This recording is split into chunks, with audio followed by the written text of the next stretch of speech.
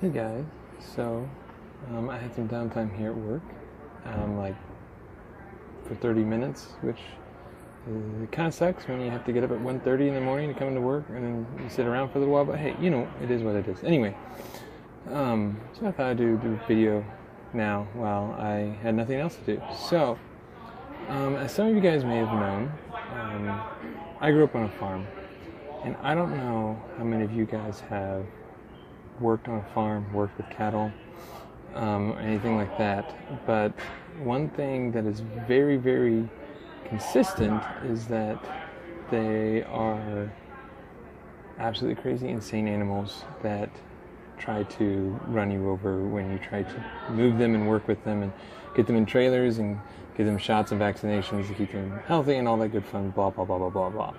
So this past weekend, when we were home for Thanksgiving, I was helping my dad, and I was working with, we were working cattle, we were giving them vaccinations and stuff.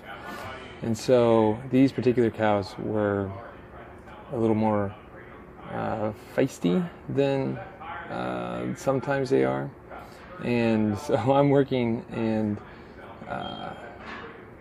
this cow, we're trying to get it to go into the chute, and I'm trying to use the shocker which wasn't working. So basically it was just kind of like a two-pronged fork that I was poking in the cow's butt, and surprisingly enough, the cow wasn't very fond of that, and he turns around and he runs back. We're trying to get him back in, and he kind of takes off, and he just takes off charging towards the chute, and which was a great thing. That's where we needed him to go. However, the downside is that I was between the cow and the chute, and so I quickly kind of step out of the way and try to get out of the way and push myself up against the wall, which was to the barn, which is where we had him going down the alley.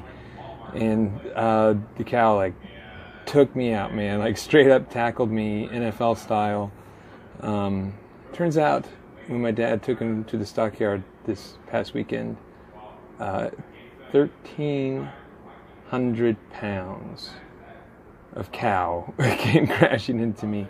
And we actually broke the wall. I was fine, but it was a fun time.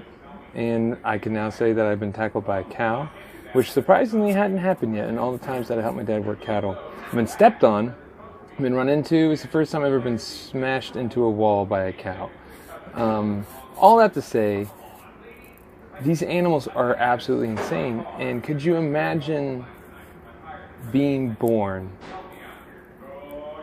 with these farm animals, with animals like that around? Granted, you're not poking a cow in the butt with a fork like I essentially was, but just imagine that situation. And we talked about this on Wednesday, and how in the Bible there's actually no mention of animals at all. There's no donkey that Mary rides on, there's no animals in the stable, which we'll talk more about what was a stable and stuff like that. We talked about it Wednesday. We'll talk more about it in a video that I'll make later. But what is the significance of whether there's animals there or not?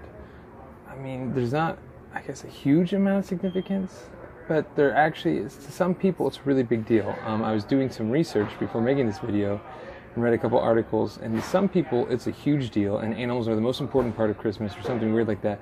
But there are actually churches that have blessings towards the animals. They bring animals in to the church, and the priest or the pastor gives them a special blessing and stuff. It's kind of weird, for sure. But to some people, this is a really huge and important and significant deal. Were there animals there? Were there not? I go more with the not. Maybe there were some. Probably not as many as we like to think. But that goes into the whole stable thing, and we'll get to that again in a different video. But just imagine, though, the impact, or what Jesus' birth was like. Whether there was animals there or not, just imagine the, abnormality of it.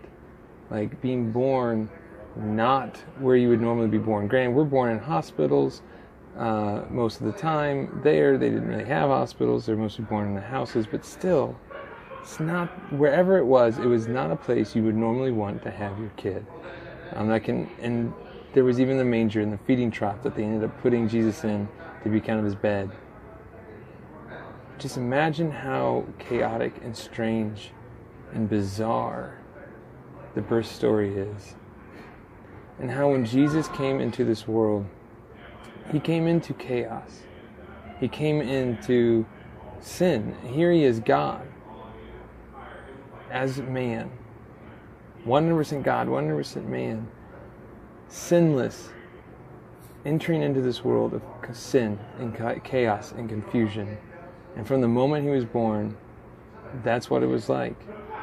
And if nothing else, as we talk about these things leading up to Christmas, I hope that you take time to really think about the impact of what Christmas means. That God became human and entered this crazy and chaotic and messed up world where cattle tackle you into walls and sin is abounding and all of this other stuff that goes on.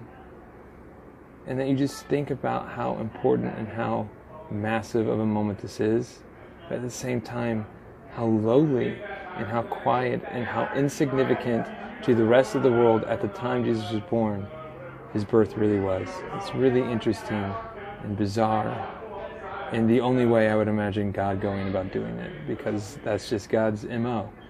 It's not the way you would expect it. But anyway, I should probably head back to work in case, they're looking for me. But have a great day, you guys, and I will talk to you on Sunday and the next time I make the video, which will be on Monday. All right, have a great rest of your day and a great weekend.